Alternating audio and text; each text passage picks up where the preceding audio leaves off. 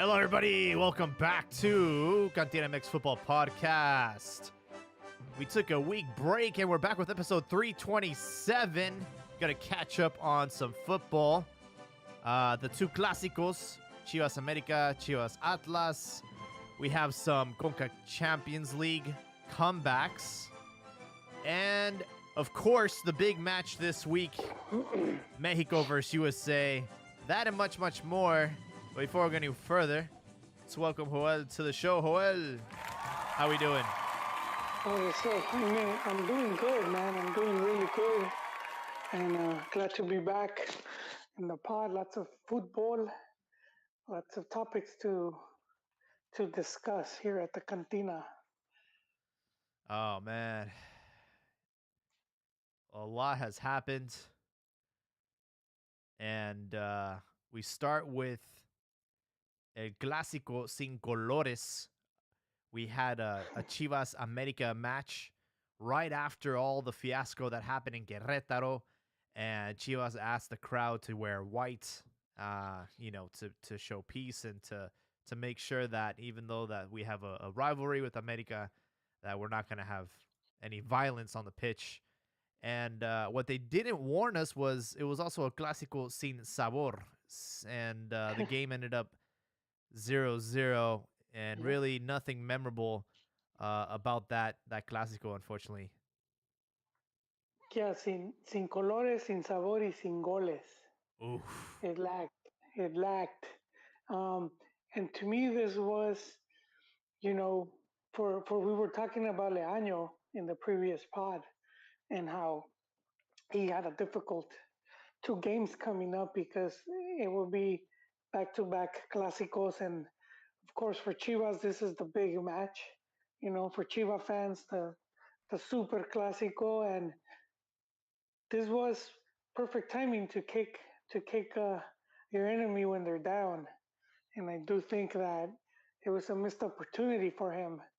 Not being able to get that would have been a big W, because the jury is still out on him.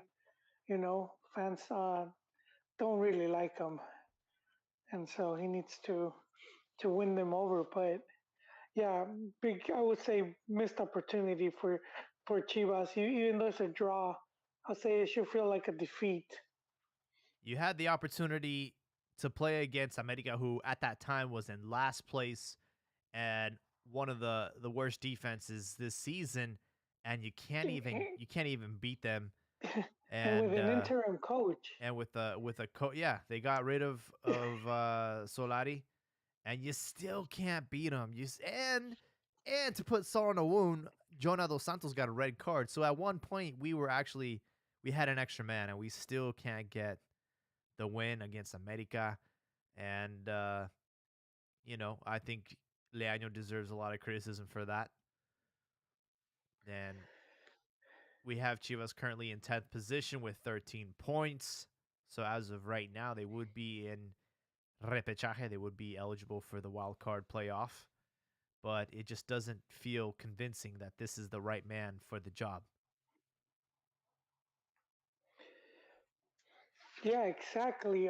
And since we missed the last week, we'll just combine their two games.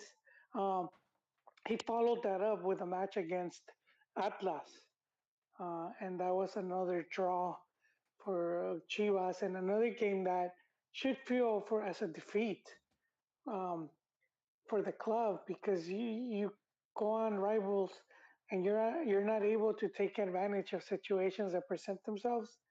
Um, that it's uh, just not good. We had Obviously, yeah. That game we did see a little bit more fight. In fact, Miguel Angel Ponce got a red card right before halftime, and both him and Yairo Torres got sent off. And we're over here trying to preach peace and non-violence, and there's like just a photo of them just wanting to choke each other out. And at one point, Chivas actually were ahead. Piojo Alvarado scored the goal, and it looked like Chivas were on to a 1-goal victory on the road. in El Estadio Jalisco, but Julian Quinones scored at the last minute, tied the game, and it just, it just frustrated everybody because it really Chivas deserved to win that match. Leaño took out Vega. He made some substitutions that were questionable towards the end of the match, and again, it just shows the lack of experience in these kind of matches, and another draw that does, like you said, feel like a defeat. Exactly. And so for Leaño, this is his fourth Clásico. You know, he's faced America and Atlas twice now, one defeat, three draws. So not looking good for him, for El Maestro Leaño. He's took over Chivas and hasn't been able to deliver because the team's not really playing better than it was. Um, I would argue worse. Yeah, and it makes you wonder, was the grass greener? We look at Vucetic, who up until this week had a perfect 3-0 record with Monterrey, and I wonder, how would have Chivas looked like if we hadn't pulled the plug on Vucetic? Maybe would we had more favorable results? Would we be better? Would we be worse? Uh, it's always going to be that I question. yeah, that leaves it at what ifs. I do feel like the team would have been better off simply because he had been with them long enough. It would have been, the continuity to for the team to get into what he wanted them to play. Um, and we what we get now is the team almost having to start all over again with this guy because he has his fresh ideas. So it's like that's what I think has been one of Chivas's big problems in these past years, where it's like they're hitting the reset button all the time. They rage quit, and it's almost like they have to start all over again. And there's been this lack of continuity because they bring in a coach, and then another coach comes in with different ideas or a different take, and it's like they don't seem to like have a plan as far as like what direction the team is going, which I would say is something we have to applaud with like teams like Santos and Pachuca that are able to bounce back quicker than like a Chivas. Yeah, and I don't know. A lot of the things that Pelaz did contradicted himself. He said that he was gonna back Vucetic after his year contract had expired. They said, we see the numbers. He's still the best option we have. And then to go and fire him mid-season, it kind of contradicts what he said. And then he makes it very clear that Michel Leaño was a caretaker until further notice, that he was not going to be Yeah, the head coach, and then he ends up backing out of that one too. So it's like yeah. it's just a lot of contradicting stuff. The only saving grace that I could say about Michel Leaño is he is giving the youth the opportunity. Nene Beltran was basically erased from the team with Vucetic, and now he is a stud. And we've also seen Well, Jaime, Jaime, we've seen the debuts of some other players that maybe wouldn't have had the opportunity under but he was King debuting Midas. players though. He was debuting players. I had an article. I'll probably dig it up later of the number of players he had debuted and how many canteranos would he would use per game. So that's something that shouldn't be ignored. He was doing that. I agree with you on the whole thing with Pelais where he looked bad. And if you see some of these shows like Fútbol Picante and whatnot, that was a bit of the criticism where they felt that he sold out, that he should have resigned when when Buse got sacked because it was clear that it was not Pelaez's call, and so I think he should have left. And that's the one thing also to keep in mind was that his contract was going to run out, so Pelaez was going to be leaving too at the end of the season, and then after Leaño, you know, a bit after Leaño gets ratified, um, I'm not quite sure, but I know they end up extending Pelaya's contract. So I do think that Leaño sort of like did a coup, sort of took over the club, and he said, "This is my shit now." And Peláez is just taking the back seat and just because he hasn't come out to say anything the way he would with the coaches he brought in, where he would offer a press conference or he would, after bad defeats, he would, he would give a space. We Um, are seeing less and less of Pelas. and Maybe he's he, trying to he, go back, escape through the back door and go get some cigarettes and milk. I said give his face. I'm sounding like Chivas English account, up the Chivas. Um, but I meant daba la cara, he would, he would stick out. Like you said, he would back up the coach.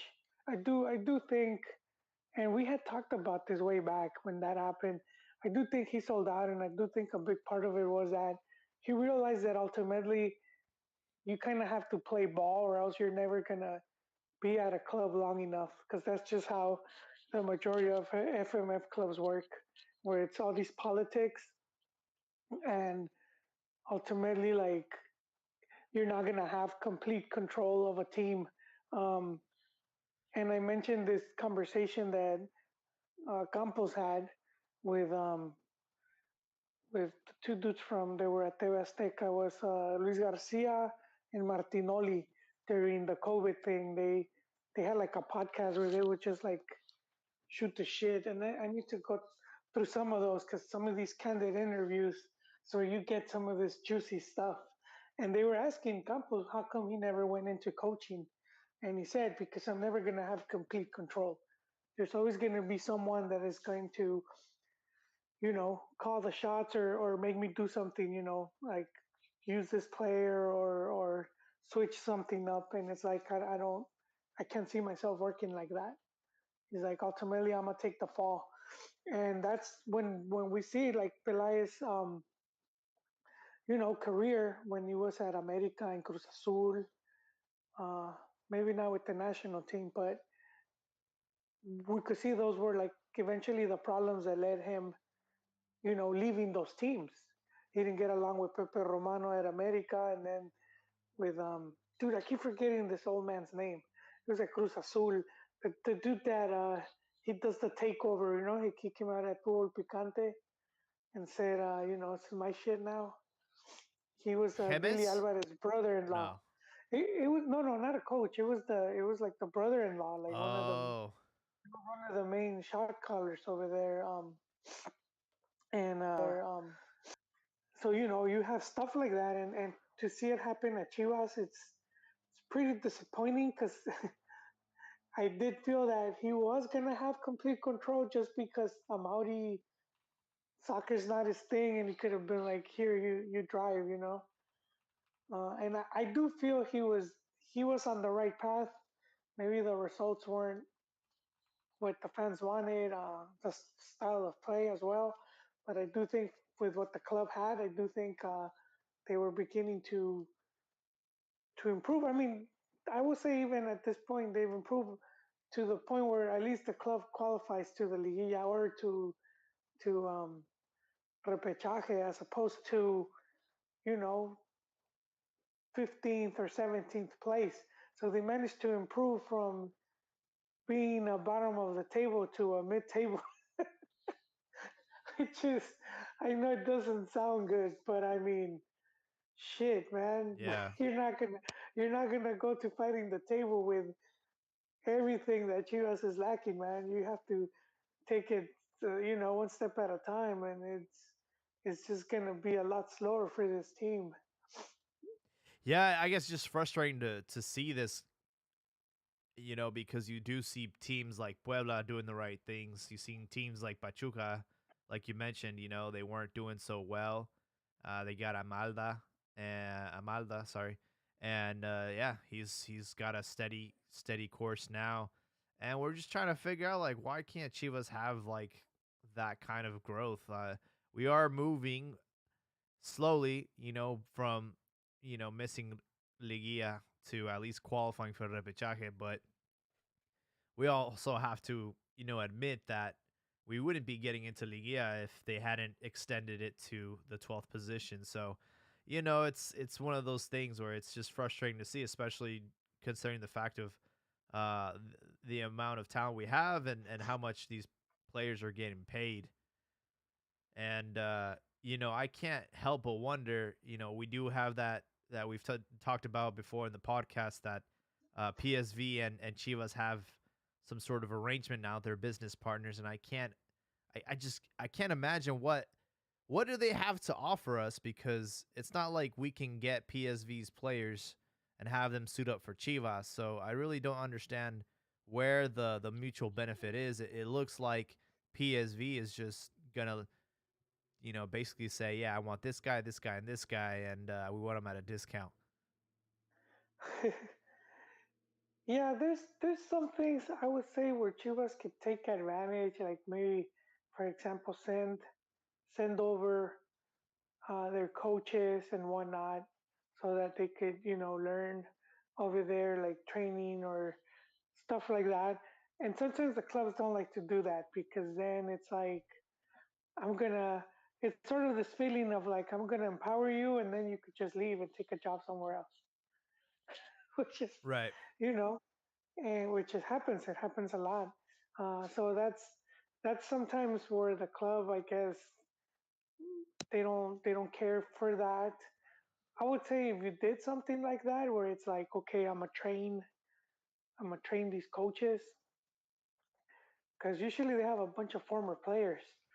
I Yeah. would do some type of contract where it's like, okay, after you're done with these courses, you have to pledge maybe 4 or 5 years, and you're gonna work at the club.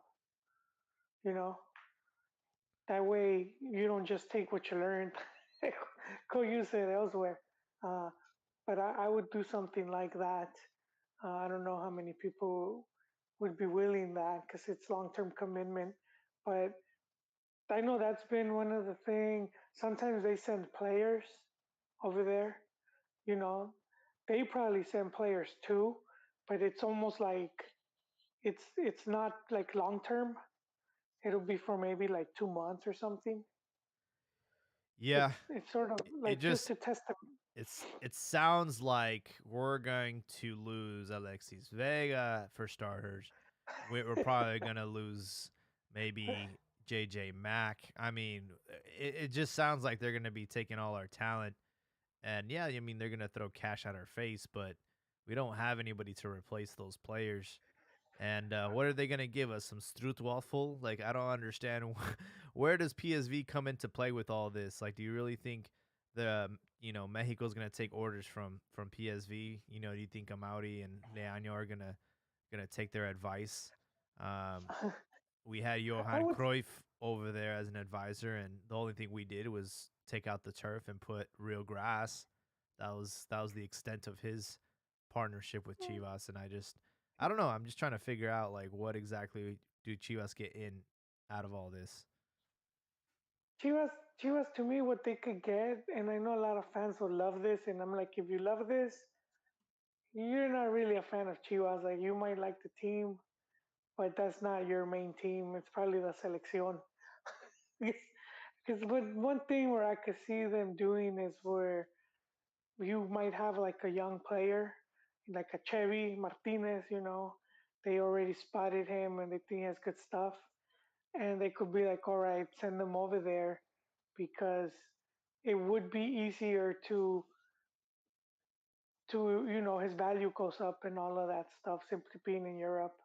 um, and then he would be like targeted by more scouts at that point, and then Chivas would get a percentage of that.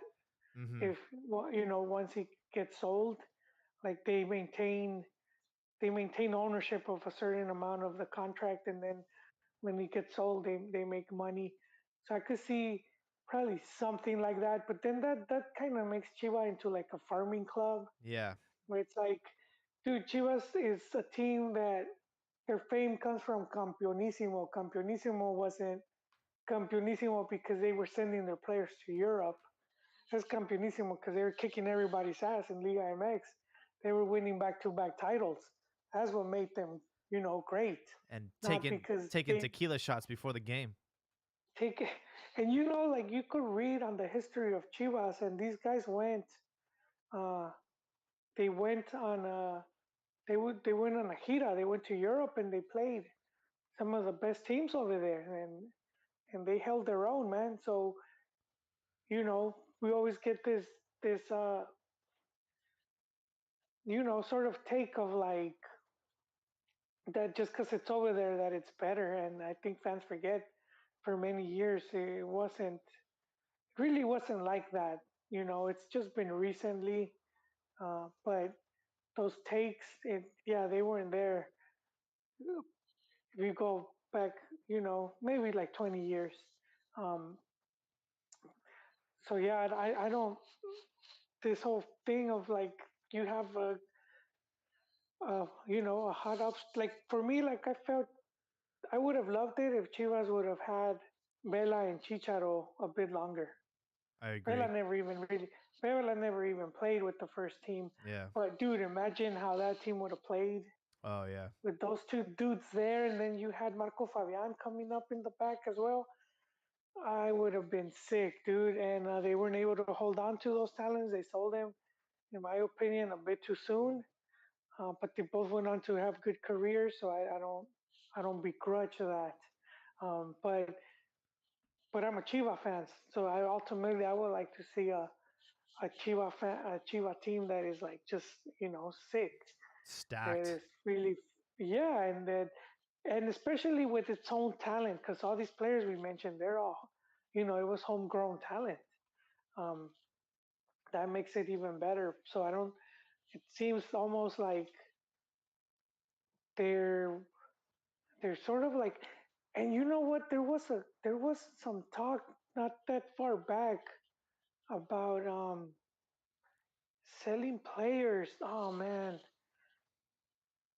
I wish I had the quote. I can't remember. One of the Liga directivos was talking about how they needed to find a way to sell players abroad, and it's like, you know, at that point, it's like you're just a farmer league. You're not trying to be a better league if that's your goal to sell your talent. Right. Yeah. It's. I don't know what's the goal there, but we'll have to see what happens next week with Chivas having to play Rayados, who just got pummeled. That's Uh, the one and one one of the games I'm looking forward to. Jaime Buse's, revenge. oh man, well we already know what happened when we got rid of Tena. He ended up beating us. So we'll see what Didn't happens with didn't he Buse. beat Buse, or was it the interim? I think it was Who did Lean. he whoop? I forgot. No. Oh, Leaño did. Wait, no, No, no, no, no. Leaño, when he interim, he had 2 wins. You're right, you're right. It was Buse. Yeah. Yeah, we'll have to see how it goes. Rayados got pummeled by Tigres 2-0. Beautiful goal by Gignac. He just scored a golazo. And it sounds like Florin Tauvin has been listening to our podcast because he's really starting to heat up now.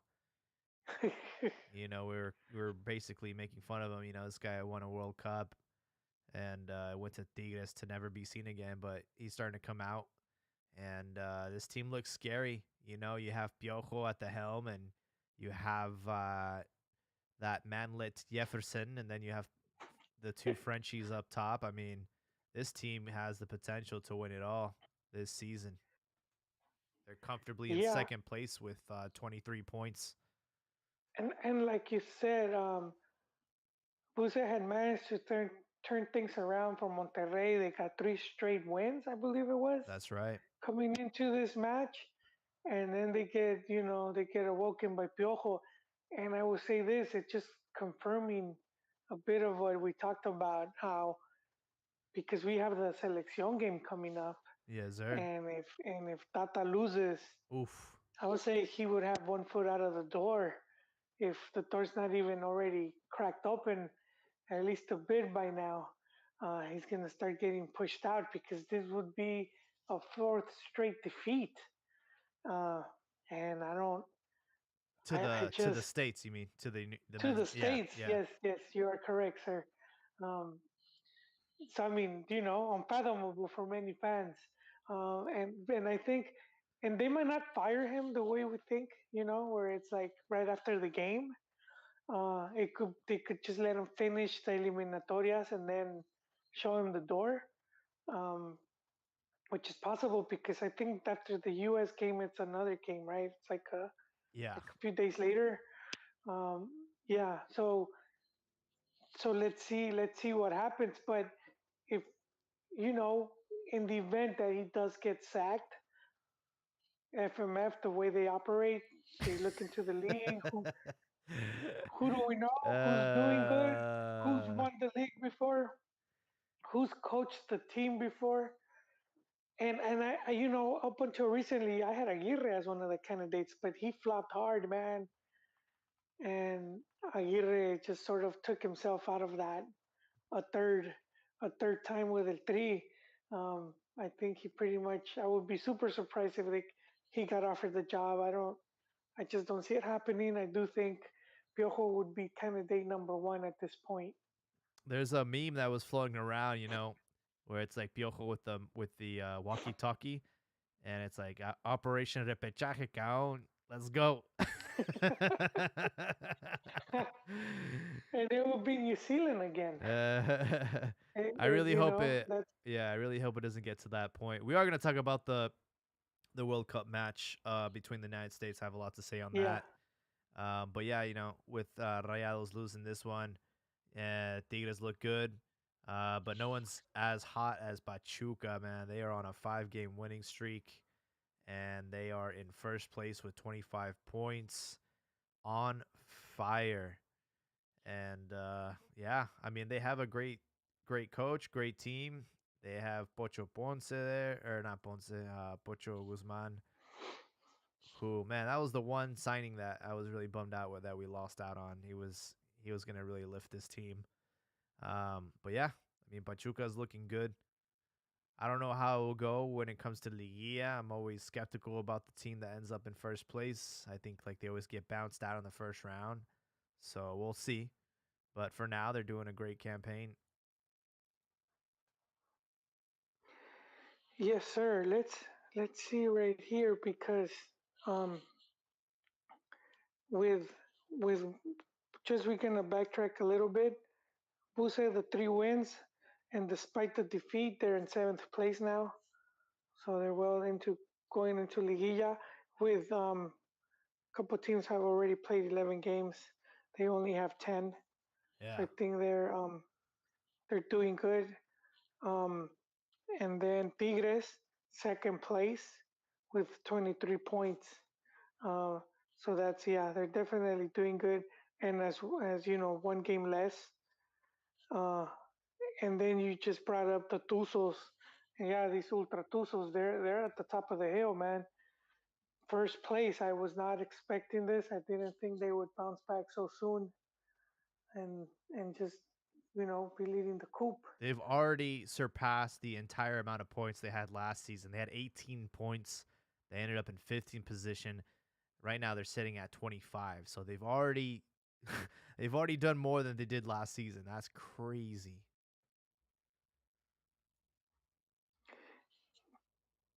That it is, man. That it is. Yeah, but and I compared Chivas to them recently about how it's harder for them to come up, and I say that's one of the things that makes it easier for Pachuca. They're able to bring in foreigners. Although I don't know at this point how much of the lineup they changed. Yeah, for sure. I think for the most part they're using extranjeros. They do have a few Mexican players, but I know Victor Guzman's having a good campaign. He is, and that was Chivas refuerzo bomba, and I thought they would have gone back for him, but they never did. Yeah. And Only thing we can remind of how much Chivas spent, even though they got their money back. Talking about comebacks, we had some Coca Champions League action since we were out. We're in the quarterfinals, and New York had a match between Comunicaciones. They ended up winning on away goal rule. The game ended 5-5 after the two matches, and they're in the semifinals. You also had Seattle Sounders, who beat Leon 3-0 and ended up going through 4-1 on aggregate. So Leon bounced out of the competition. And you had New England. Let's not forget, they took Puma to the snow, 3-0 victory. And it felt like it was going to be all up to Cruz Azul to carry on the Mexican tradition. But Pumas showed a lot of strength in that second match. And they ended up scoring 3 goals, forcing the game to penalties. And in penalties, Talavera showed up, and Pumas ended up going through to semifinals. And Cruz Azul, who had beaten Montreal 1-0, end up holding them to a draw in the return leg. So we have Pumas versus Cruz Azul, Seattle Sounders versus New York City in the Champions League. Yeah, Pumas. They're not doing so good in the league. Three straight defeats, I believe. They sort of Yeah. slipped up a bit there, but I mean, maybe they're, they obviously don't have a strong enough squad to do 2 tournaments, and unless the coach and the board were like, we have a better shot at winning the Conca Champions, then I wouldn't. I think that's a good goal to have. Where it's like, okay, let's put our marbles here. Um, so let's see. I mean, they're already in semis. One more game, final, which you it could be a no Mex like a Mex final again. Jaime, do you think it No, would? they have it lined up where Oh, just it's Mexican. It's the two clubs against each other, and then on the other side, it's MLS clubs against each other. So uh, there will be a Mexican Liga MX versus MLS final, just how they wanted it to be. okay. I see what you mean. Yeah, and New York City, they did win the MLS like league last year, and I guess they're doing well. We'll see. I do think that after what Pumas did, they showed a little bit of strength and a little bit of confidence. And I wouldn't get put the wool over them. I think Cruz Azul have a lot to be concerned about, because we all remember what happened last time when Cruz Azul had a four goal lead on Pumas, and then Pumas end up still going through to the final. So Pumas have that history of making some really good comebacks. Let's see. Let us see, Jaime. Let's see how they do in the league as well. So the hot topic of tonight, obviously, the game against the United States on Thursday. Mexico will host them, and they're currently in third position in the World Cup qualifiers in CONCACAF. It's been a little bit shaky for Mexico. They haven't been able to convince me, but they are on par to make it to the World Cup. They have 21 points, and Panama has 17. So a victory against USA would basically put them in, and obviously there'd be a big celebration there. But like you mentioned earlier, they have 3 straight defeats to the United States in official matches. So the Nations League final, the Gold Cup final, and then the qualifying match. So how much of Tata's job is on the line for this match? I I do. I would say all of it. I would say this is his, and mainly because of the 3 defeats already to the U.S. Uh, having lost already 3 games, 2 finals, and when World Cup qualifying. I think he's at that point where they're like, dude, if you can't beat the U.S., um, you know, then what can we expect at the World Cup? I wouldn't equate the two, but I know that's how it's going to be judged. Yeah, and I was watching through the end, and I know you've mentioned it multiple times on this podcast about Bora and how he had Mexico already qualified for France, and leading up to that qualification, like Mexico was on a really good run with Bora, and they still ended up canning him.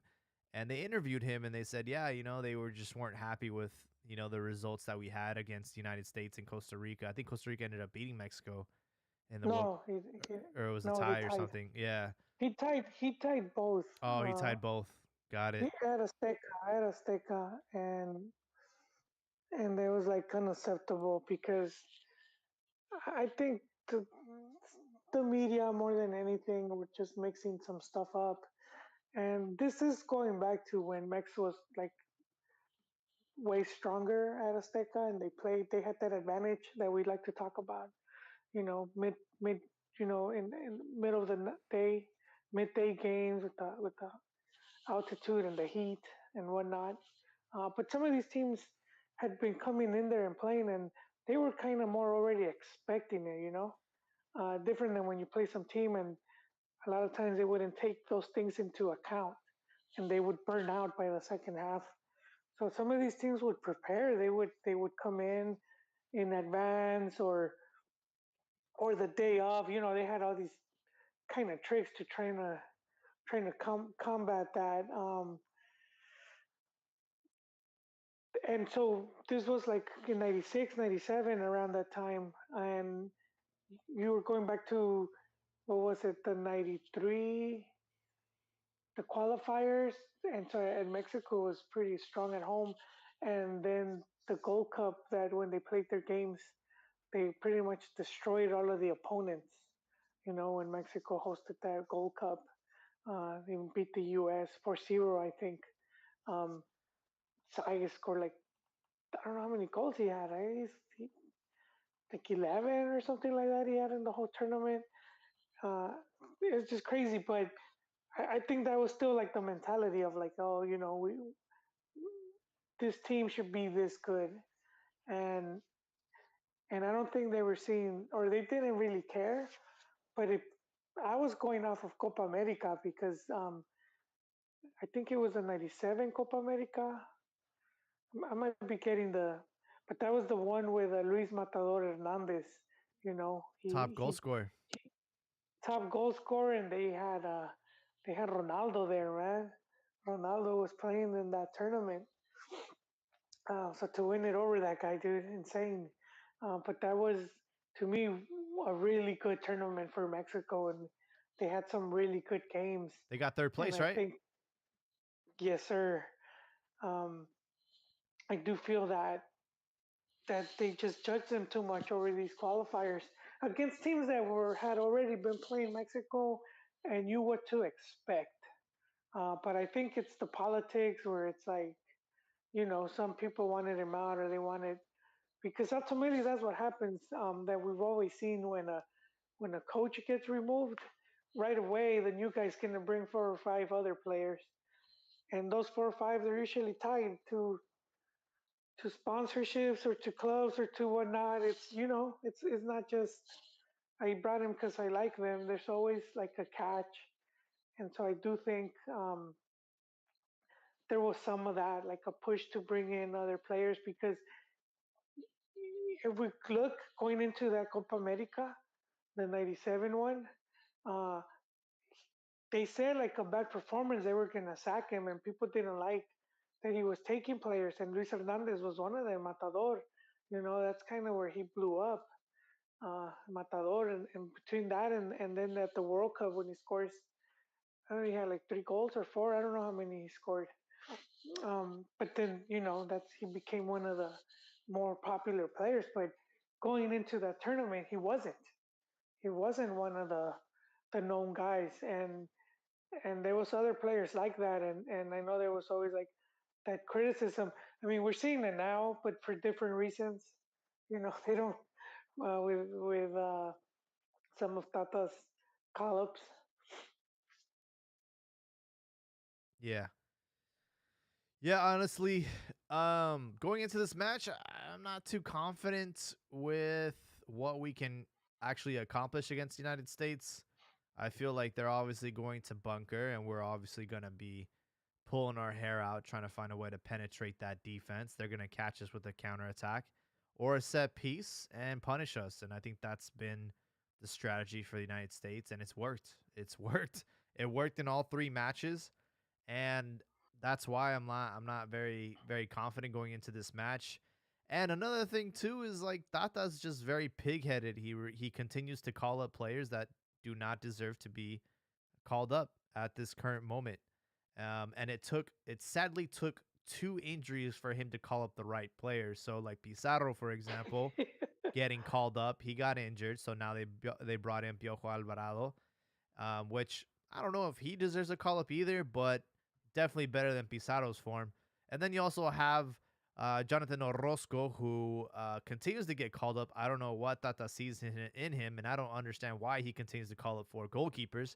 And he ends up calling up Carlos Acevedo to replace him because he got injured. So it just sucks that it takes injuries for Tata to call up the right players. You have Johan Vasquez, who's having a really good campaign over there in Serie A, and he's not even getting any type of opportunities with the national team. It just doesn't make sense.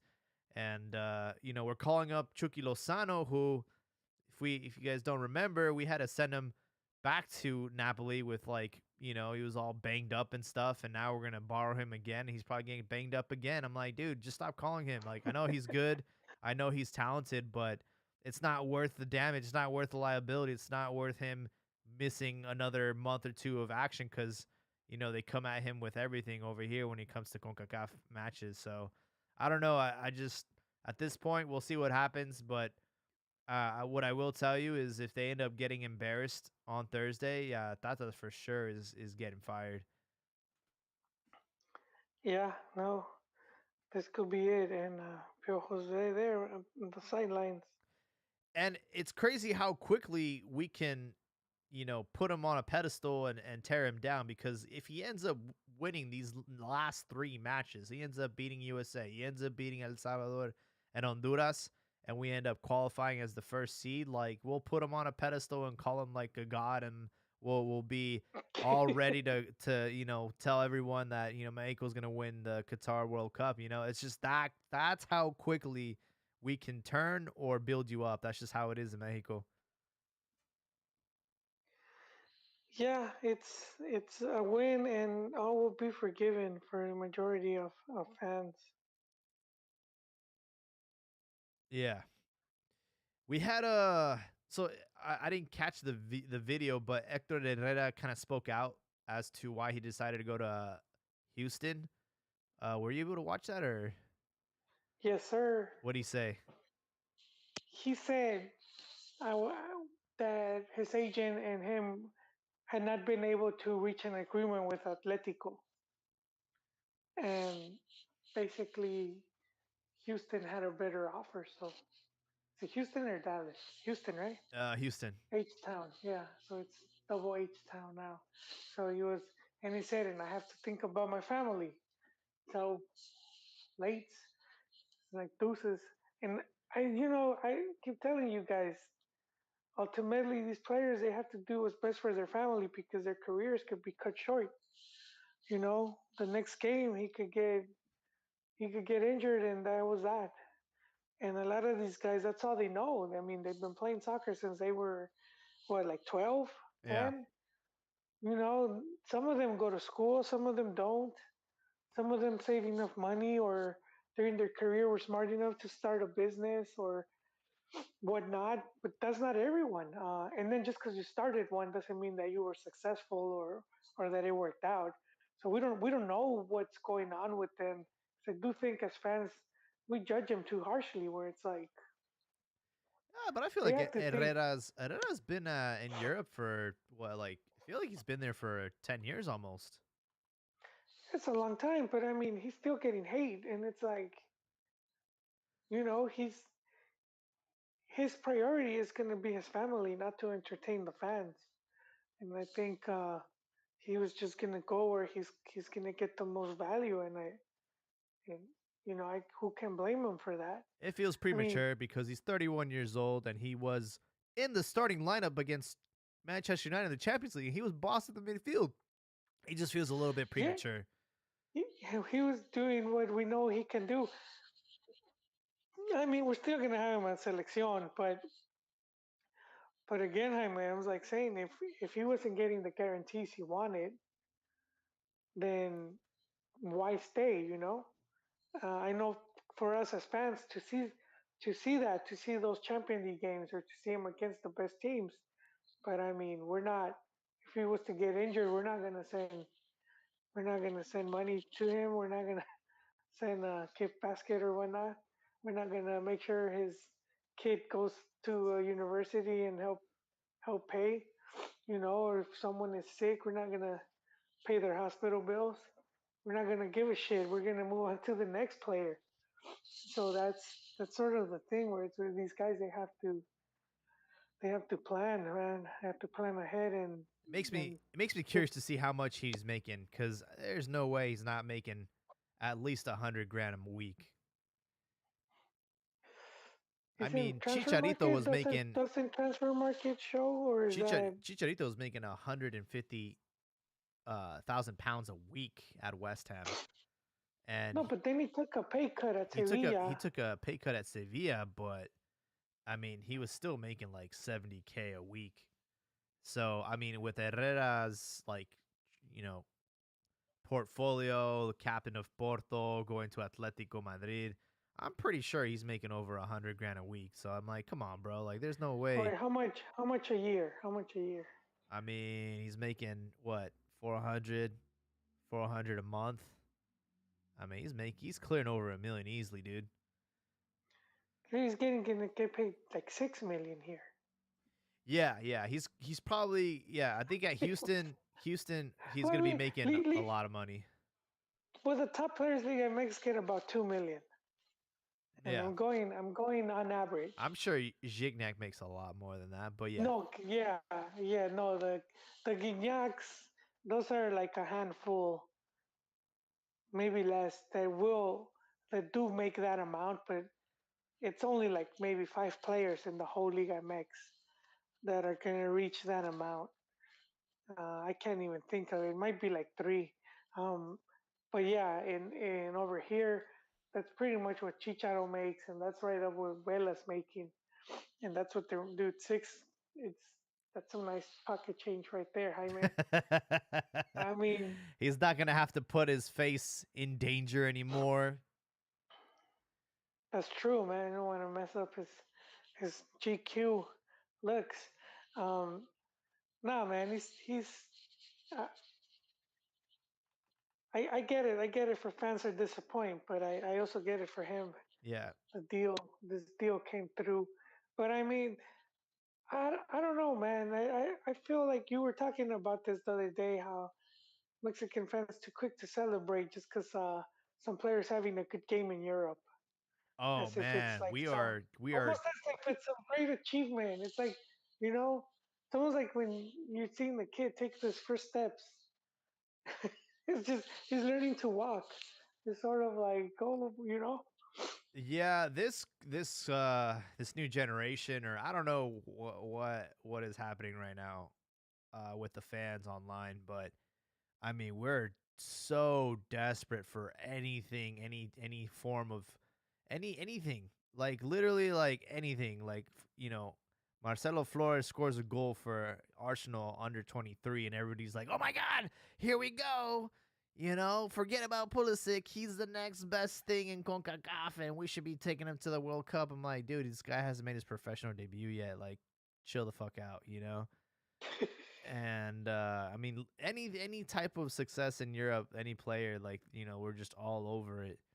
We're even there's like Twitter accounts like, oh, like, will these guys get called up by the Mexican national team? And it was like Luca, the Argentinian, who's like he has like a what Mexican mom or something, and they're still trying to hope that he ends up playing for No, he already Dupuy.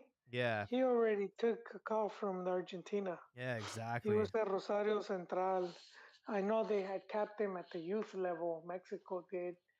And then they never really called him again. But I think he just accepted a call up from Argentina. So I don't see him coming, Yeah, Jaime. and a But bunch of there like is this bunch of no names that I've never seen before. I'm like, are they even Mexican? I've never heard of them. there is this desperation. It's embarrassing. I agree with you. But yeah, folks, that is uh that is what we had on the docket today. You got anything that's on your minds? The whole H thing was on my mind. I wouldn't say that he's gonna like. I know that's one of the criticisms is that his performance and whatnot. I'm like, no, stop, stop. His performance would only go down as if he allows it. It doesn't matter where he's playing. I gave the example Mexico versus Angola, 2006 World Cup. Angola's goalkeeper was semi-pro dude. He was playing in some Llanero League in Angola, man, and he held his own, dude. He's playing at a World Cup, and there's a lot of dude. Mexico '86 World Cup goalie Pablo Lajos Iwasaki. He was playing in second division. He Oh my wasn't even a first god. team goalkeeper.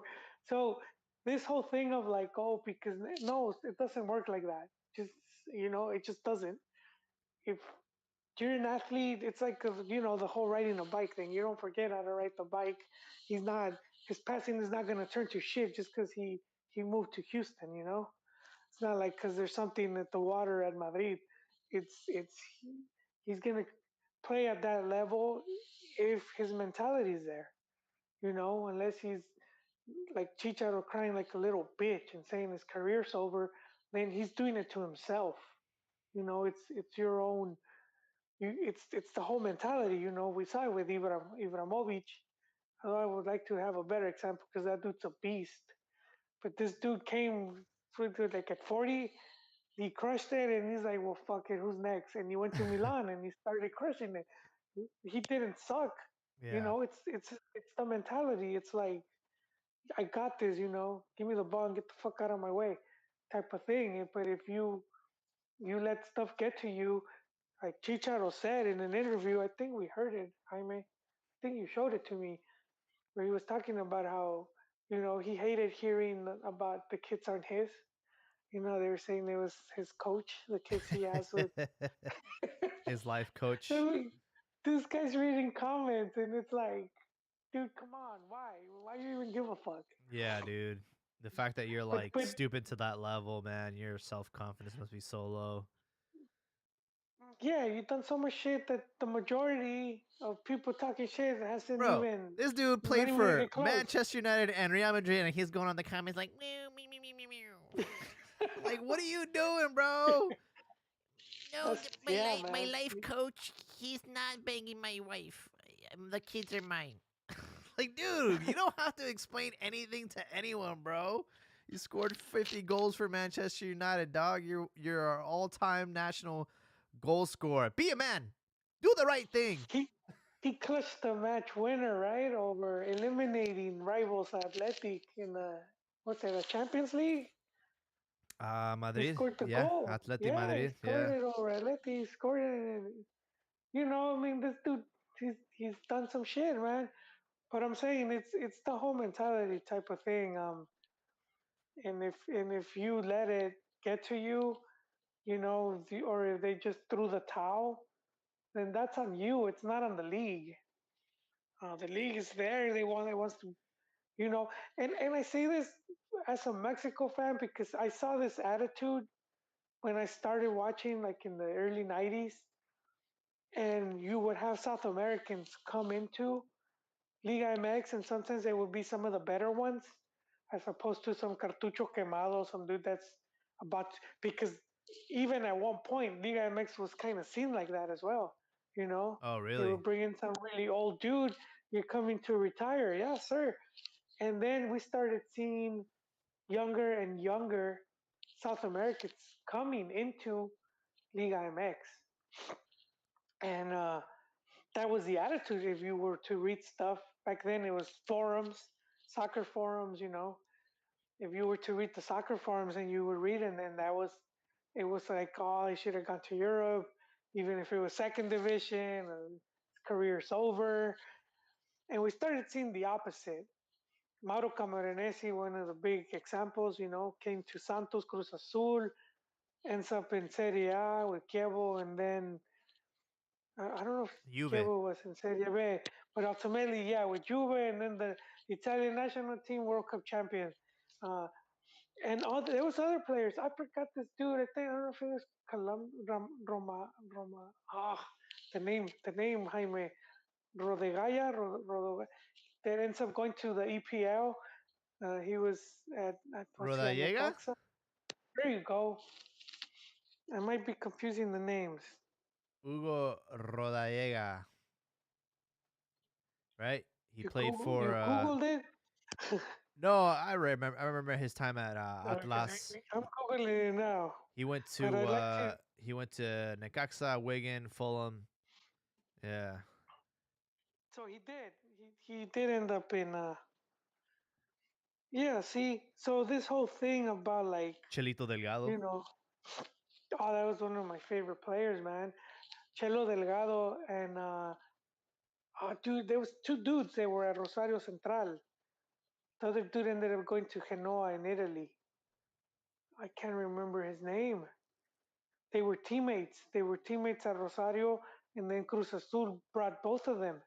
And both of those guys got called up for by Bielsa to play at the Copa America, and they end up losing. They get to the final and they lose to Brazil. That's when Adriano was on beast mode.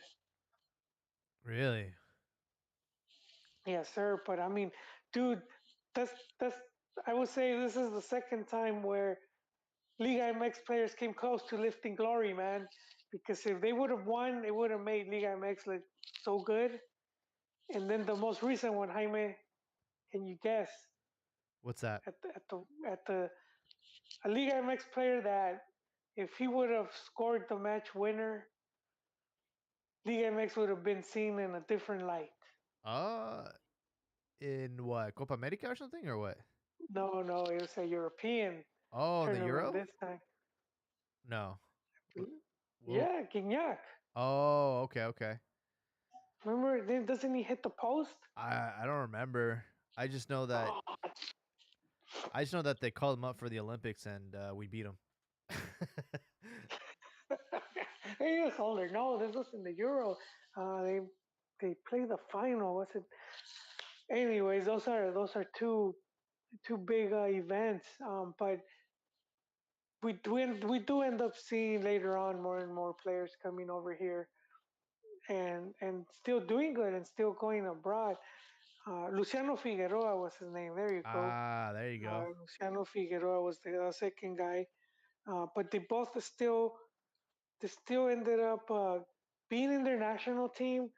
They still ended up going to Europe, and so that's the whole thing with when we have players like, you know, Mexican players that come to MLS for whatever reason, or even return to Liga MX.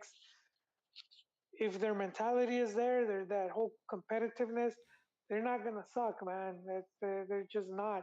When they do, when we end up seeing them that they're underperforming, it's usually extra cancha. You know what's going on in their personal life. You know what's happening there. Where you see, you said it with Chicharo, man.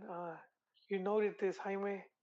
Yeah. You said he has to be scoring off the field Oh, yes, sir. to score on the field, and I guess his marriage was probably not.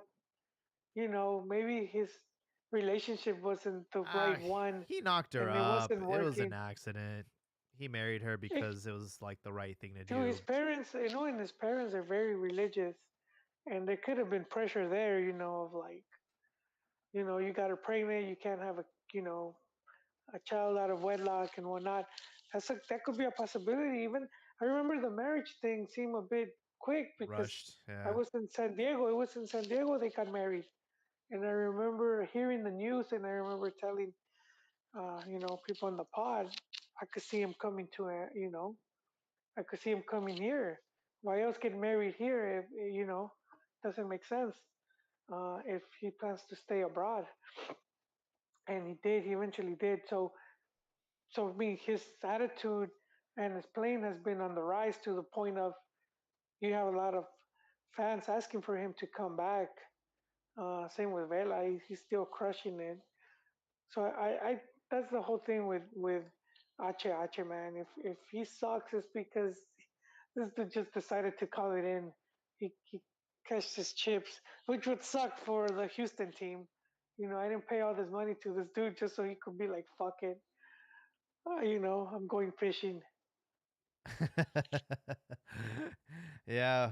And, it sucks that this is going to happen as soon as the transfer window opens up in the summer. And it's like, we're not going to have a World Cup in the summer. So, depending on, I'm just curious to see what version of Hector Herrera we're going to have ready for the World Cup in Qatar because it might not be the same one that's killing it over there in Atleti.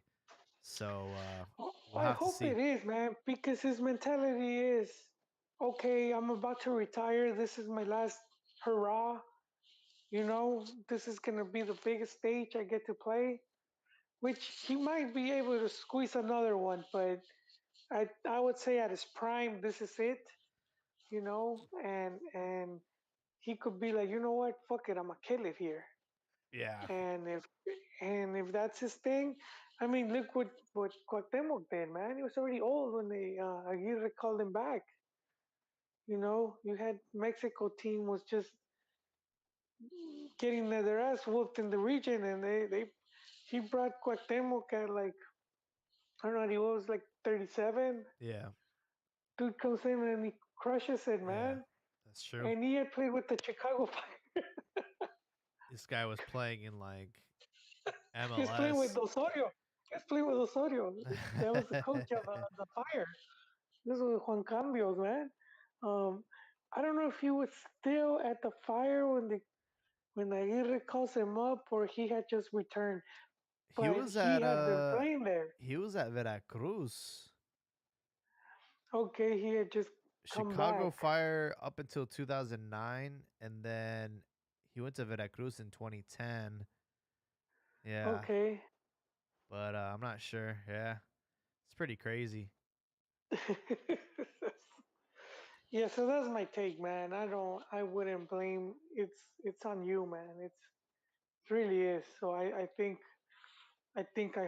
hope H is sees the World Cup as like one of where he could really leave his mark. Yeah, for sure. Well, ladies and gentlemen, that was episode 327 of the Cantina MX Football Podcast. Want to know what you guys think about the upcoming match against the United States? How do we feel? Are we nervous? Are we excited? Are we ready to get our pitchforks out and get rid of Tata? Are we ready for that? Are we ready for Operation Repechaje with Piojo? I want to know what you guys think. Hit us up on Twitter. Hit us up on Instagram. We do have some action. Well, I'll be on the pitch on Saturday. They're going to take this opportunity for the window for the international matches to have some friendlies out here. So Chivas will take on Leon in San Jose. Hopefully, this match has been rescheduled three times in a row. So hopefully, fourth time's the charm. But yeah, I'll be on there taking photos, snapping pics. So make sure to follow us on Instagram and Twitter to see that footage. Do you have any closing thoughts before we wrap up this episode? No, that was it, man. That was my closing thought, Jaime. The whole H thing coming to MLS, and if he could maintain his, you know, that level of play that he's showing. For sure. So yeah, Mexico takes on USA Thursday, March 24th, 7 p.m. on the Best Coast. And after that, Mexico will go to Honduras. and play them on Sunday. And then we'll close out our World Cup qualifying campaign at home against El Salvador on Wednesday, March 30th. So hopefully by the time we record next, we'll know if we're going to the World Cup or not. But I want to thank everyone for listening to us tonight. We had a single listener on our YouTube chat, David Diaz. Thanks for saying hi and for listening tonight. And we will catch you guys in the next one. Cool.